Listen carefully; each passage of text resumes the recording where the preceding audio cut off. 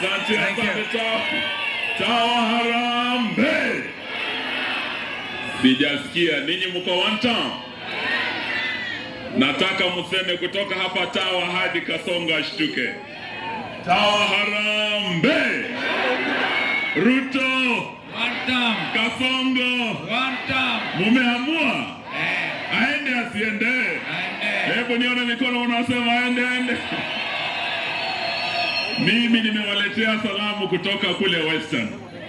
Na huko kutoka Kitale hadi Mbale tumeamua ni one town. Tumekuja Ukambani leo na Mheshimiwa Stephen Kalonzo Musyoka. Kwanza kuwashukuru watu wa Ukambani kusimama na yeye miaka hii yote. Kushukuru magavana wenu akiwemo gavana wa Makueni rafiki yangu Mutula Junior. Makofi kwake jamani. Tuko karibu kukamilisha safari. Tunahitaji muongeze kura hapa kwenu Makueni. Mko tayari?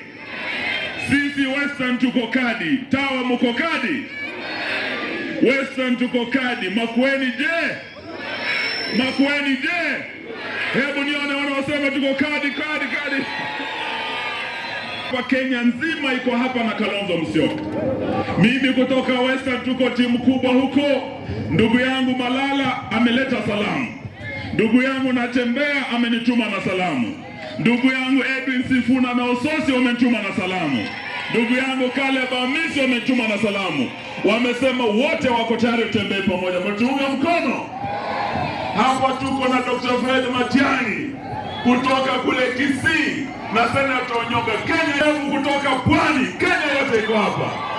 Mumeona North Eastern wote wako hapa. Kalonzo sio tu wakili, ni senior counsel. Ameelimisha jamaa moja, alisomea mambo ya mimea.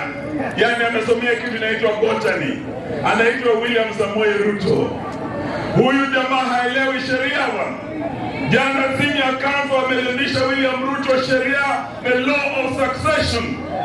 Akimwambia, when you talk about the Gachagua estate, Governor Gachagua died tested.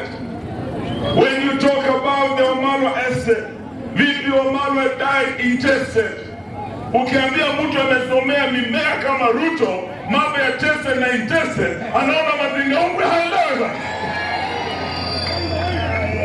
Kwa hivyo amemwelimisha kumbia wachana na familia ya Gachagua. Governor Gachagua left a will that was disputed according to the succession laws of Kenya. Amemwambia wachana na familia ya Wamalwa. Wamalwa died intested, case iko kotini distributing his estate.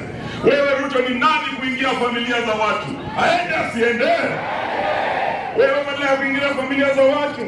Ndio na mambo ya SHA imekushinda, umeharibu mambo ya elimu. Umeharibu mambo ya afya. Umeharibu uchumi wetu. Aende asiende jamani? Mtakubali tembee pamoja? Mtakubali tuunde serikali pamoja? Asante.